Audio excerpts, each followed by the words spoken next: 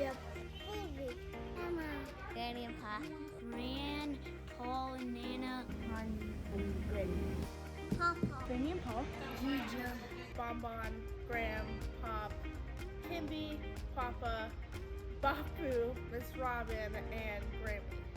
Nana, Poppy on the mountain. Grandma and Grandpa, Bon, Granny, Graham, Bapu, Pop. It was Granny. It was Granny. It was Granny.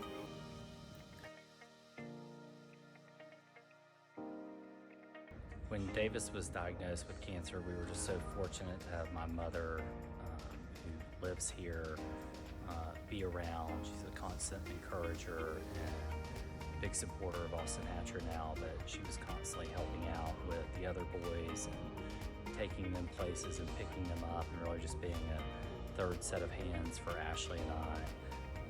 And then obviously a constant supporter and encourager of Davis, and it made a huge difference, certainly in his life and certainly in ours as well. We bring our kids to grief group here at Austin Hatcher. They help out with all kinds of things, even though we're 3 years out from our treatment course, and so it's been a really amazing thing to have them in our life, and we're so grateful and blessed to have them, and every day is a little bit easier because they've been there with us since day one. If it weren't for my mom, I wouldn't have been able to get Brooklyn her medicine down, helped her do all the things that we needed to do while she was sick in Florida.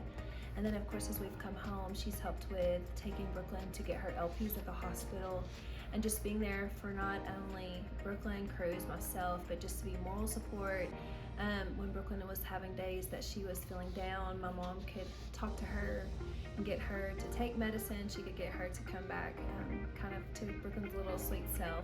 When I first got diagnosed, my grandparents flew from Hawaii to come see us, and when I got right out of the hospital, they were there, and they got me balloons, and it was a nice little welcoming home after everything that had happened. And we also had other grandparents that flew in to help us with her little brother, because we were spending so much time at the hospital. So they were integral to us kind of getting through everything, I would say, wouldn't you? Yeah. My mom took our kids to school every day and picked them up every day and went grocery shopping for them, and pretty much took care of a 6-month-old and an 8-year-old for 8-9 months while we were away, which was incredible. Had we not had my mom and my in-laws to help with the kids or help bring us stuff, we would have had a much more stressful journey. They helped alleviate a lot of stress off of me. They made sure we had food and that we had shampoo, and my mom made sure the kids were fed and taken care of, which really played a significant role in allowing me to focus on Cameron, as well as allowing Cameron to focus on healing.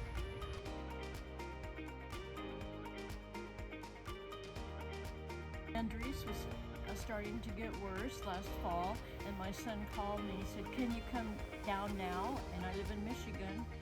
And I said, "When do you want me?" He says, "Tomorrow." And I was like, "Okay, I'll do my best." So I got my suitcases and started stuffing everything in them that I would need, and I got down. I drove all the way from Michigan all by myself, which was 12 hours. It was stops, but they needed me for Andres, and so I came. Well, I will always remember when I got that phone call about Davis being diagnosed with leukemia, and that was the worst day, the worst phone call. But Davis is a miracle, partly because of all the help he's received from Austin Hatcher. He had wonderful doctors. I've been to doctor's appointments with him. I've been in treatments with him. He never gave up. He never complained. I remember not only the shock of it, but how worried I became, and how I wanted to get to his hospital room as soon as possible, just to tell him how much I loved him and how we were all thinking about him. How have grandparents been helpful? Where do I begin? I have the privilege of sitting in sessions with both kids as well as parents who've gone through pediatric cancer, and it's just very touching. I might get emotional. It's very touching to hear the countless stories and ways in which grandparents come to the rescue. Grandparents have quit their jobs and moved many, many states away to come be here locally to help take care of the other children while mom and dad can focus on the one who's going through the cancer diagnosis. Things from basic needs getting met all the way to kind of high level keeping the siblings from jumping off of a cliff, literally here in Chattanooga sometimes. So it's just countless ways, just being present, showing up, and being there even when they don't know the first thing about where to start. They just put on their courageous and brave faces and are there through the hardest days and nights of this journey. I believe grandparents have been a very integral part in working and helping the families that have experienced pediatric cancer, and they're often the ones that are behind the scenes. And so some of the things that I have seen grandparents do is go pick up medications, go take other kids to ballet or football or whatever the other activities of the siblings typically are. Simple things like cleaning the house, making a meal, preparing and getting kids ready for school or ready for bed are all major things that grandparents often do that are often not recognized. Grandparents are so vital with these families, with any family, but especially when you have a child or a grandchild that has pediatric cancer. And I think the other piece with grandparents is they often are forgotten around their own emotions and their own feelings with their grandchild having pediatric cancer. Because so much focus is on the mom, the dad, the kid, the siblings, and the grandparents are often in the background, and they need to be recognized for all the big feelings that they have when they get that diagnosis of pediatric cancer for one of their grandkids.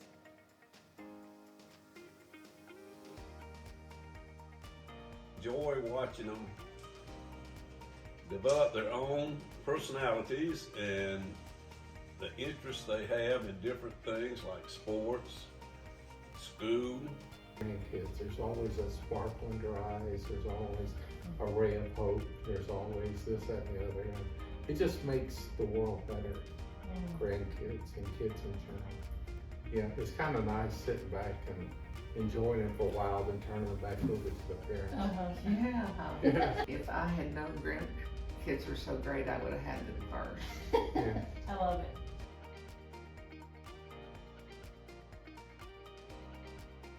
They make me laugh.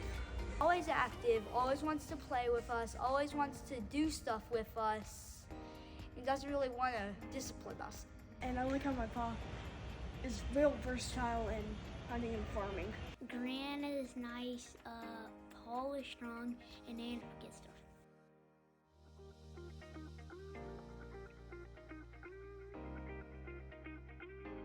Well, I guess I would tell them to never give up on their dreams. Just always follow those dreams and it will take you far. To be kind. If you're kind, most things come through in some form of respect.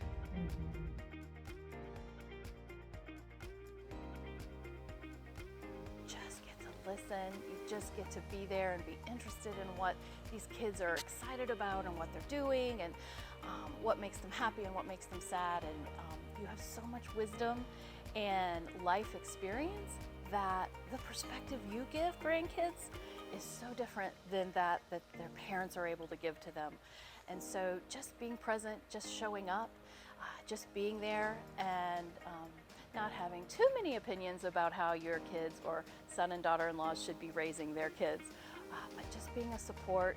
So exciting, and what a great opportunity for these kids to get to learn and grow from just you being around. So we see you and we thank you. Thank you, grandparents. Grandparents, thank you so much for everything that you guys do. We could not do this without you. Love you. We love you. Thank you so much, Shuja. We love you, Brooklyn Cruise, myself. We love you so much, and we thank you for everything that you do.